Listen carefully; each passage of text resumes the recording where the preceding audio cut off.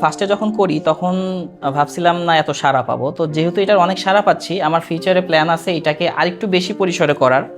In future আমার plan আছে একটা দোকান দিয়ে দিব, তো দোকানে দিলে তখন এটা ডিসপ্লেতে সাজায় রাখবো, মানুষ আসবে দেখবে এই মডেল ভালো লাগতেছে না এই মডেল ভালো লাগতেছে, দেখে দেখে পছন্দ করে নিতে পারবে।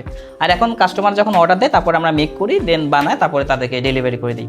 তো যখন দোকান দিব তখন ইনশাল্লাহ অনেক ভ্যারাইটির জিনিসপত্র রাখতে পারবো, যেটা যেটা পছন্দ হবে সেটা সেটা কাস্টমার নিয়ে যেতে পারবে। এটা আমার ইন ফিউচার প্ল্যান আর কি, আর একটু বেশি বড় পরিসরে করার। এখন তো আপাতত ছোটো পরিসরে অনলাইনে সেল করতেছি, ইন ফিউচার এটাকে আমি দোকানে যদি তুলতে পারি, মানুষ আসবে দেখবে পছন্দ করবে কিনবে, এটাই আমার প্ল্যান। চাকরি করে আমার মনে হয় না বেশি দূর আগাইতে পারবেন যদি না বড় চাকরি হয়।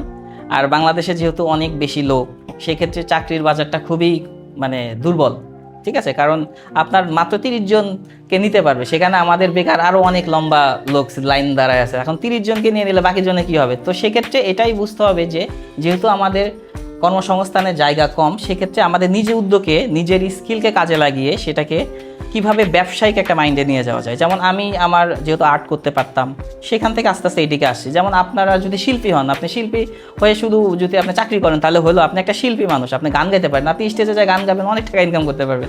ব্যাপারটা এরকম, যারা অভিনেতা তারা অভিনয় করবে, ঠিক এটাই যে যার যে স্কিলটা আছে সেটা কাজে লাগিয়ে সেটাকে কীভাবে ব্যবসায়িক মাইন্ডে নেওয়া যায় সেটা করবেন। না হলে আপনাদের দেশে এরকম বেকার সবাই চাকরি খুঁজবে, এরকম বেকার বসে থাকবে। তো আমার মনে হয় না চাকরির দিকেই আগানোটা উচিত। যারা নিজের স্কিল আছে সেটা কাজে লাগান, আপনি চাইলে ক্ষেত খামার করতে পারেন, এটা সব থেকে বেশি ভালো আমি মনে করি। তো যাই হোক, এইটা হলো মেন কথা যে চাকরি থেকে আমার ব্যবসায়িক এই জিনিসটা বেশি ভালো লাগে। বছরে যদি হিসাব করা যায় সেক্ষেত্রে ভালো ইনকাম হয়। আর এগুলোতে আসলে আমার অনেক বেশি ইনভেস্টও করতে হয়, এই জিনিসগুলো চায়না থেকে ইম্পোর্ট করতে হয়। সেক্ষেত্রে যদি আমি দেখি যে আমার মান্থলি যদি 1 লাখও হয়, 1 লাখ প্লাস হয়, তাহলে বছরে 12 লাখের মতো হয়। কিন্তু আমার যে 12 লাখ টাকা, এই 12 লাখ টাকা অবশ্য থাকে না, আমার সব চলে যায় এইসব ইসের পিছনে, কস্টিংয়ের পিছনে। কারণ আমি যেহেতু এটা স্টার্ট করছি, আমার তো নতুন জিনিস কীভাবে তৈরি করবো সেজন্য আমার একটু ইনভেস্ট করতে হবে। যখন আস্তে আস্তে এটা একটু ভালো কিছু যাব, তখন হয়তো আরও বেশি টাকা ইনকাম করতে পারবো ইনশাল্লাহ। শুরুর দিকে একটু কম হচ্ছে, তারপরে শুরু থেকে বলতে গেলে 8 মাসের মধ্যে 1 লাখ টাকা করা, মানে 1 লাখ মান্থলি করা, এটা কিন্তু খুবই হার্ড একটা ব্যাপার।